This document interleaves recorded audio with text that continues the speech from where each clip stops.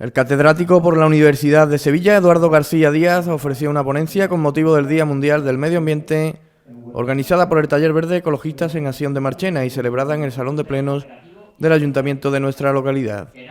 La escasez de combustibles fósiles, las consecuencias para la biosfera del modelo lineal de desarrollo de la producción energética y económica en general y un cambio climático que crece exponencialmente fueron algunos de los temas tratados en la charla. El ponente, vinculado al movimiento ecologista en Montequinto, comentó que la civilización humana avanza hacia un precipicio ante el que hay evidencias que puede caer debido al egoísmo, estupidez y psicopatía de unas clases dirigentes que sobreponen el beneficio individual a cualquier tipo de interés común. Nuestra civilización sería ese barco que se aproxima a un témpano de hielo y el choque parece inminente. O nuestra civilización sería un autobús que el conductor o está borracho, o está loco, o es estúpido, o no sabemos qué le pasa, pero que nos lleva directamente al precipicio. Que la sociedad está estratificada, que hay algunas personas, pocas, que están en el vértice, en la cúspide de la pirámide, que son las que mandan y deciden, y el resto de la gente está en distintos escalones, situados en distintos niveles de la pirámide, y progresivamente van decidiendo menos a medida que bajamos en esos escalones. Es verdad que todos tenemos responsabilidades, pero es verdad que hay una gente que tiene mucha más responsabilidad que el resto, porque tiene mucho más poder de decisión. Claramente la característica fundamental de este grupo social es el egoísmo. Solamente se persigue el beneficio del individuo o del grupo o del colectivo que detenta el poder y no interesa en absoluto el bien común. ¿Habéis visto a Greta hablarle a la gente en Davos? Yo no miraba a la niña, miraba al personal que estaba alrededor y me ponía a pensar qué estará en la mente de las personas que están escuchando a esta criatura. Casi seguro que no están reaccionando de la misma manera que yo cuando estoy viendo el vídeo. Yo me emociono. Estoy convencido que esas personas que en Davos estaban escuchando a Greta no se están emocionando, en absoluto. Porque tienen otra característica. Yo lo he puesto, no me he atrevido a ponerlo, lo he puesto entre interrogación, pero hay autores que definen a estas personas como psicópatas. Yo soy biólogo y psicólogo, y en psicología una persona psicópata se caracteriza porque no tiene empatía. No es capaz de ponerse en el lugar de otra persona ni de sentir el dolor, las emociones, el miedo de otras personas. Cuando un señor de una multinacional es capaz de irse a la cama y dormir después de poner un producto, por ejemplo, un pesticida, que lo saben, que va a matar gente, es que es un psicópata. Es una concepción estúpida. ¿Por qué digo que es estúpida? Porque si tú aniquilas, destruyes las bases materiales de la subsistencia de la especie humana en este planeta, no se va a librar nadie.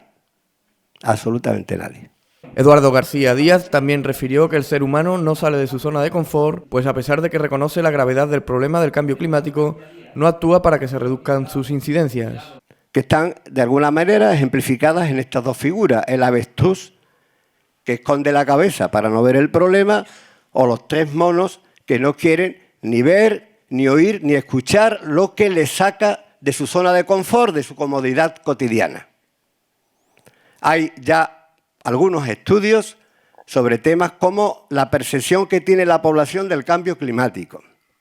Y es verdad, un porcentaje muy alto de la población dice que es un problema relevante, pero luego ni los comportamientos ni las actitudes se corresponden con esta definición de problema relevante. Porque si a continuación tú le preguntas a estas mismas personas si estarían dispuestos a renunciar como medio de locomoción al coche, te dicen todos que no. Es decir, se ve el problema como relevante, pero no es lo suficientemente importante como para cambiar nuestras costumbres, nuestros hábitos de nuestra vida cotidiana. El ponente explicó cómo el metabolismo lineal generado por el sistema de producción del hombre crea disfunciones tales que imposibilita a la biosfera asimilar el carbono generado en los últimos 200 años o produce una situación de cambio climático consecuencia del egoísmo individual de las clases dirigentes, que ponen sus intereses por encima de la supervivencia. Si yo voy metiendo más carbono en la atmósfera, no hay tiempo, ni ritmo, ni velocidad suficiente para la biosfera para ir asumiendo ese carbono que en 200 años hemos proyectado, emitido hacia la atmósfera. ¿A qué os suena esto? Pues que hemos provocado de alguna manera una auténtica revolución planetaria. La Revolución Francesa de finales del siglo XVIII no es nada, absolutamente nada, comparado con esta revolución. Este es un cambio absolutamente radical. ¿Sabéis lo que significa que en 200 años estemos pasando una enorme cantidad de carbono directamente del carbono fósil a la atmósfera? Que no hay mecanismo natural que en un corto periodo de tiempo pueda absorber ese carbono. No existe. Fijaros que entonces el gran problema que tenemos en las sociedades industrializadas, y esa es la causa de todos los desastres ambientales que tenemos ahora mismo, es que hemos sustituido el metabolismo de la naturaleza, que hemos visto que era cíclico, circular, por un metabolismo lineal. ¿Qué significa un metabolismo lineal? Significa que yo utilizo recursos, que yo emito residuos, pero que los residuos no reciclan y vuelven a entrar como recursos, o en una parte mínima. La humanidad ahora mismo está reciclando en torno al 5 o al 10% de los materiales que está empleando. La naturaleza recicla más del 95% de los materiales que emplea. Esto está creando una disfunción, un desequilibrio fortísimo en el sistema. El cambio climático es un producto del egoísmo de una parte de la especie humana decidida a conseguir beneficios independientemente de lo que le pase a la supervivencia del conjunto de la especie humana. Así de duro. Esta es la relación causa-efecto. García Díaz expuso que la sociedad debería estar preparándose e invirtiendo en alternativas a los actuales modelos económicos, ya que es un hecho científico que viviremos en un mundo con menos recursos. El decrecimiento, y es mi tesis fundamental, lo que voy a plantear aquí, luego lo discutimos si queréis, no es una opción ética, ni moral, no es una actitud, no es un cambio de valores, es un hecho de crecimiento. Aquí significa que vamos a vivir en un mundo con menos recursos, simplemente esto. Vamos a tener menos recursos disponibles. Respecto al cambio climático, ofreció explicaciones de por qué el aumento de la temperatura será progresivamente mayor a más alta velocidad. Eso es catastrófico. Porque en un determinado momento, cuando en el tema del cambio climático se supera un umbral, empiezan a darse procesos que llamamos procesos de retroalimentación positiva. Es decir, el cambio se acelera. Cuando un suelo se congela, la parte superficial de arriba se hiela y se deshiela según estemos en la época del año que sea, pero por debajo de esa primera capa superficial hay una capa de suelo que puede permanecer en zonas del planeta, de Siberia, del norte de Europa, de Canadá, etcétera, durante milenios helado. Y ese carbono que está ahí, esa materia orgánica retenida en ese suelo, está inactiva. ¿Qué está pasando? No sé si habréis visto alguna foto de cómo en algunos sitios del norte ya hay carreteras que se han hundido, aparecen de pronto agujeros, aparecen modificaciones del paisaje, y es porque el suelo que está abajo se está descongelando. Cuando todo ese permafrost se descongele, va a emitir una enorme cantidad de metano y de dióxido de carbono a la atmósfera. Y esto ha empezado ya. Y además el proceso es acelerado. A medida que más permafrost se descongela, más calentamiento, más deshielo del permafrost, ¿no?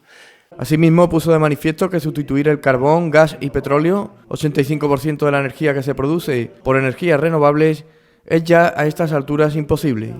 Cuando se le pregunta a expertos si es posible, en el rango que nos estamos moviendo en la gráfica de arriba, es decir, estamos hablando de 30 a 40 años, sustituir el 85% de esta energía por energías renovables, no hay ni un experto que se atreva a decir que esto es posible.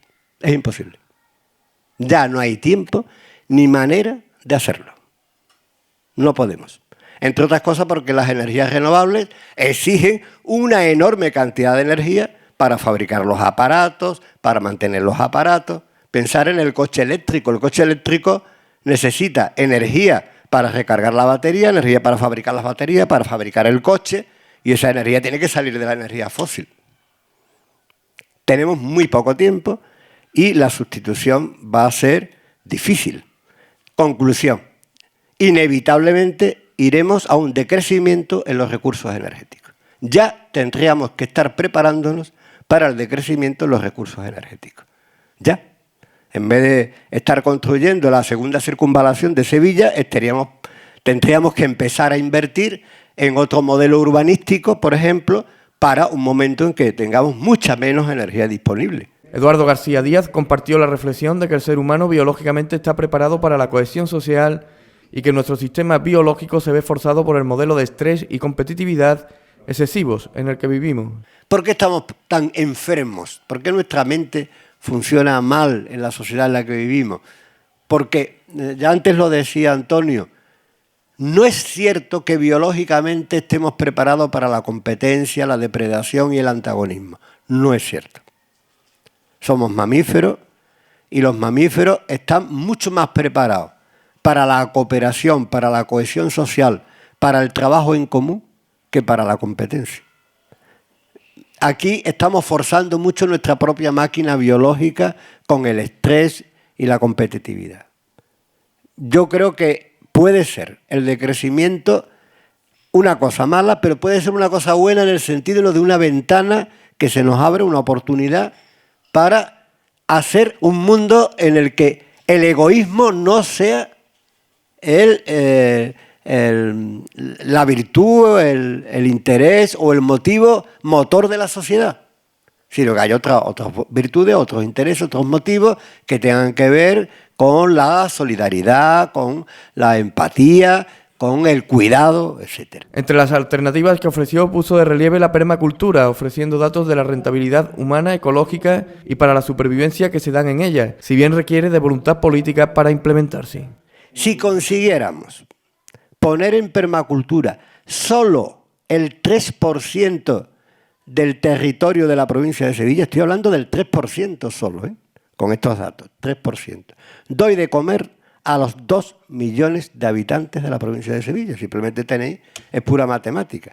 Si con 1000 metros comen 4, con el 3% del territorio, de la superficie del territorio de la provincia, comen 2 millones.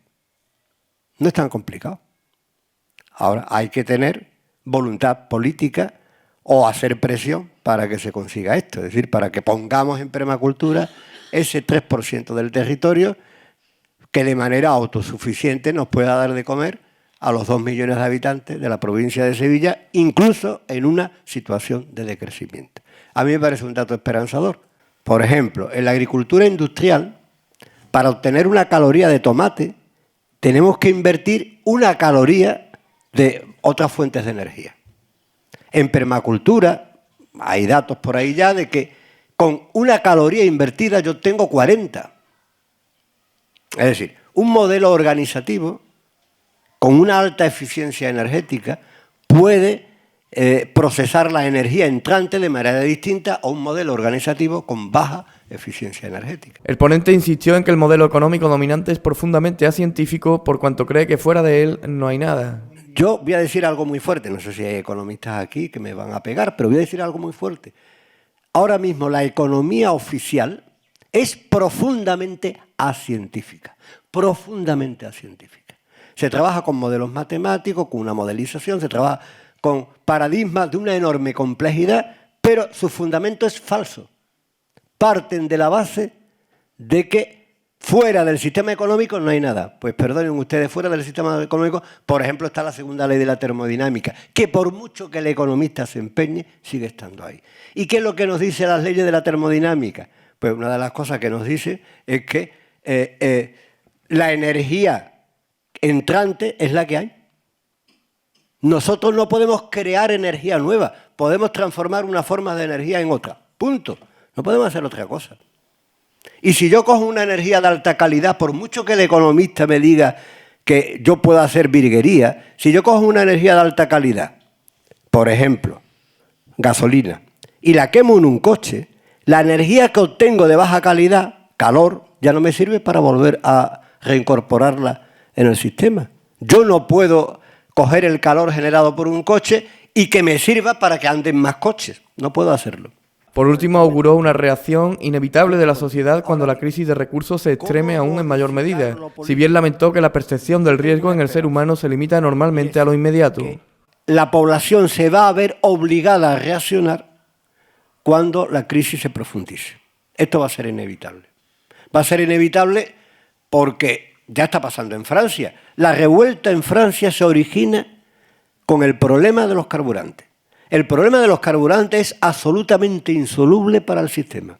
Es tan insoluble, ya hay cálculos hechos por ahí, de que es imposible, pero imposible de todas, sustituir los coches que tienen motor de combustión interna por coches eléctricos. No hay ni siquiera materiales para fabricar tantos coches eléctricos, si es que se pudiera. Ni hay energía eléctrica para tantos coches eléctricos. Los cálculos que hay por ahí es que es un auténtico mito el coche eléctrico. Un mito, nos están vendiendo un mito. El coche eléctrico lo van a tener las clases pudientes y punto. Nadie más. Vemos los riesgos inmediatos muy relacionados con nuestra experiencia cotidiana y somos muy malos para percibir riesgos a medio y largo plazo. Esta niña, Greta, ¿qué es lo que está contando? ¿Habéis visto sus vídeos? Ella lo único que está contando es un riesgo que está ahí y que va a afectar a su generación.